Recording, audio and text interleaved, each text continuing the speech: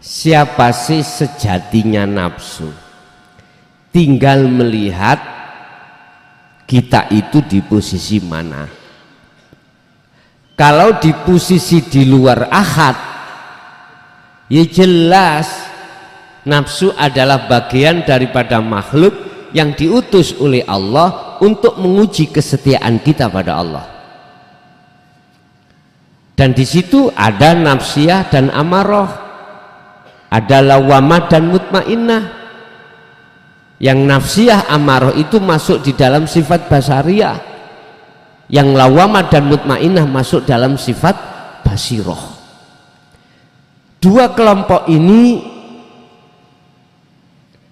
sudut pandangnya atau visi dan misinya berbeda. Yang basariyah mengajak kita lalai pada Allah, roh ini diajak untuk lalai. Wa ma ubarri'u nafsi inna nafsa la'amaratum bisu. Yang basirah mengajak untuk kembali kepada Allah. Ya ayyatuhan nafsul mutmainnah irji'i ila rabbiki radiyatan mardiyah. Setiap saat Pak, dan waktu itu ocok-ocokan. Apa ocok-ocokan ya? Satu narik untuk lalai Allah, satu narik untuk ingat pada Allah. Mana yang kalah dan mana yang menang? Inilah yang Rasulullah katakan dalam satu hadis, sahabat, kita pulang dari perang kecil, jihad kecil. Nanti umatku akan menghadapi jihad yang besar. Itulah jihad memerangi melawan hawa nafsu.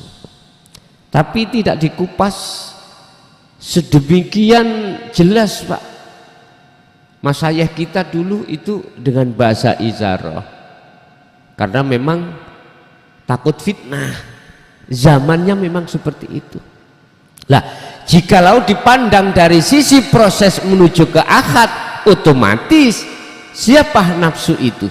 Bagian daripada diri kita yang sama-sama makhluk ciptaan Allah, yang fungsinya untuk menguji pada kita kesetiaan kita pada Allah. Satu. Dua, siapakah nafsu ini? Kalau saya jawab dari sisi hakikat, dari sisi ahad, ini Allah ana. Karena selain Allah tidak ada. Lah kalau sudah duduk di situ, ya gak ada yang salah, gak ada yang benar, semuanya berhukum jaiz, wenang. Lah Allah sendiri ya Pak. Udah gini aja, sampean punya rumah, oke, rumah sampean sendiri, jenengan tempat-tempati sendiri. Anggap saja tidak ada orang sama sekali di tengah hutan atau di dunia yang hidup Anda sendiri. Misalkan rumah itu milik sampean sendiri, jenengan kencing berdiri salah mboten? Rumah itu Anda kencingi salah mboten? Mboten, karena rumah Anda sendiri. Apapun yang jenengan lakukan suka-suka, karena panjenengan punya sifat jaiz. Wes, coba ada orang lain misalkan, entah itu tamu, langsung masuk tanpa permisi, salah badan? Salah. Apalagi kalau sudah masuk di dalam kencing berdiri. Hah, gimana ini? Jelas salah. Jelas salah. Karena bukan rumahnya sendiri. Wes, iku pemahaman secara logis mawon Pak. Biar gampang mudah jenengan paham. Artinya gini, nafsu diri itu sudah muncul innani anallah di dalam diri jenengan setelah kefanaan selain daripadanya. Maka apa yang dikatakan nafsu dari itu tadi loh Pak, jadi yang goda, melalaikan, yang satu mengajak ketaatan, ingat. Loh, di situ yang peran siapa?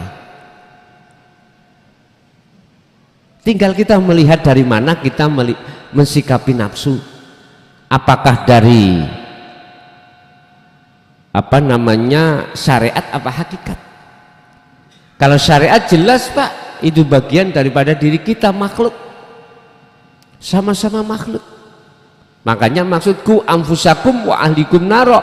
Kalau saya terjemahkan ayat ini secara individu, siapa ahli itu? Ya ini nafsiyah, amarah, lawamah, mutmainnah, itu ahli. Kalau kita lebarkan ya anak, istri, saudara, bahkan umat, begitulah. Tapi kalau kita mensikapi nafsu aslinya, hakikatnya itu bagaimana? Nun vaksin, nafsu, diri. Kalau sudah pada ahad, kan selain Allah sudah tidak ada, berarti aku sendiri. Akhirnya tidak muncullah nafsiyah, lawamah, amarah, mutmainnah, nggak muncul. Nama makhluk nggak muncul, nama roh nggak muncul. La ibsar, wa mubsar, wa bashar. Nama Allah pun tidak muncul. Akhirnya dimunculkan ben mudah ana. Dari proses la ilaha illallah, la ilaha illa huwa, la ilaha illa anta, terakhir la ilaha illa ana. Syariat, thariqat, hakikat, makrifat. Siap. Terkait berdoa kita disuruh menemui Allah dulu. Terus bagaimana cara menemui Allah di situ? Ketika jenengan Allahumma, bahasa lesan nih, hati jenengan duduk di tajalli. Itu caranya. Ketika lesan berbunyi Allahumma dan seterusnya, hati kita harus ini wajah tu wajia alias bertajali, menetapkan apa yang berlaku di dalam akmal jenengan ini semata-mata menetapkan keakuan Allah, tapi jangan diartikan Allah ndungo Allah. Iku lak boleh Allah loro lan. Apakah Allah minta Allah? Mungkin jenengan kita harus masuk pada bab masalah qadim ala qadim, pujanya pada dirinya sendiri. Oh, namanya ahad ya gak ada dua lah. Satu. Nomor dua, salam dalam sholat itu kita salam pada siapa? Hanya salam itulah yang banyak manusia tidak ada yang menjawab.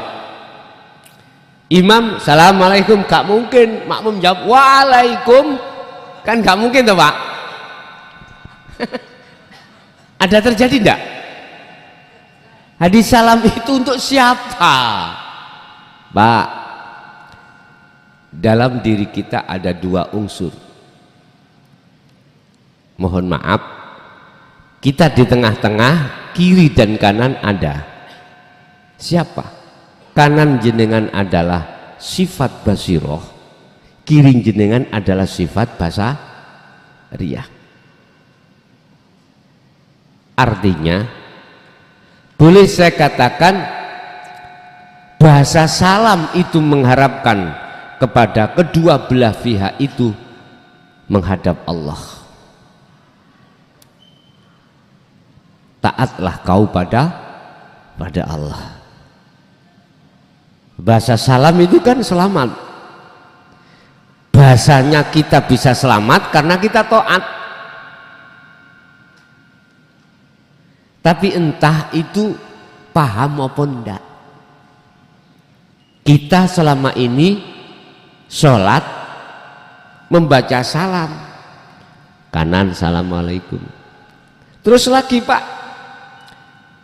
kalau kita sholat jenazah beda tak? Lengkap malah assalamualaikum warahmatullahi wabarakatuh. Aku yakin nggak ada jamaah yang menjawab waalaikumsalam warahmatullahi, nggak ada.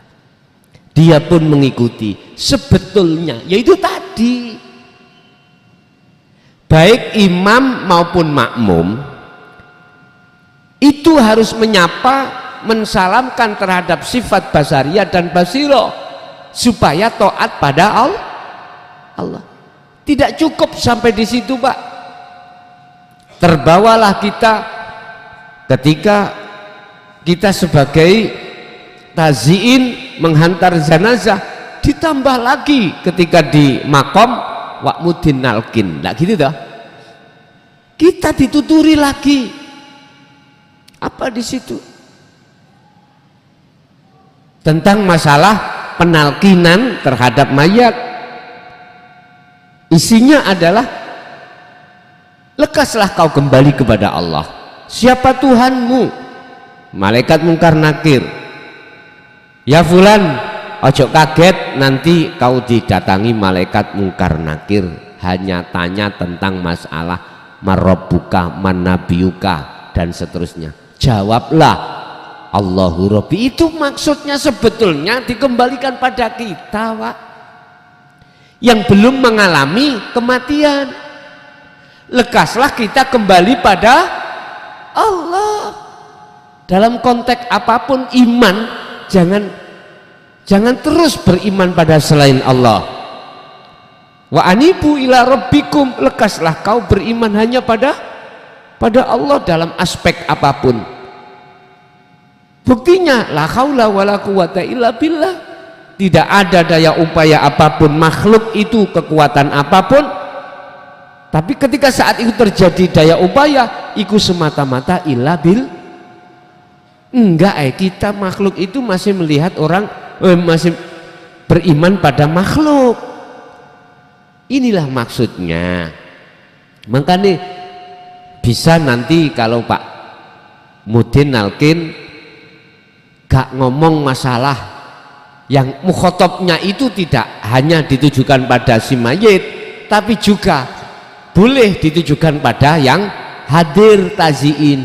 Hei bapak-bapak, jenengan sing rawuh ndang baliya sira sebelum terjadi seperti ini pada Allah. Sebab kalau sudah terjadi ini, bagaimana Az-Zumar ayat 54, tsumma la tunsarun, tidak akan pernah mendapatkan pertolongan dari Allah tatkala saat di dunia kesempatan yang diberikan Allah berpuluh tahun untuk kembali kepada Allah tidak lekas digunakan. Begitu. Yes, jadi salam itu terhadap diri kita sendiri. Makanya mengapa orang lain tidak jawab waalaikum salam. Udah.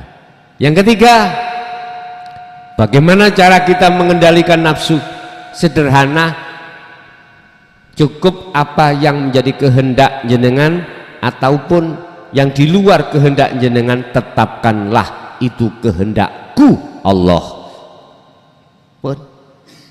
Jadi jangan pernah mengakui kehendakku makhluk, tapi tetapkanlah kehendakku Allah. Tapi kita tolong jangan diucap di lesan, Pak, di muka orang lain.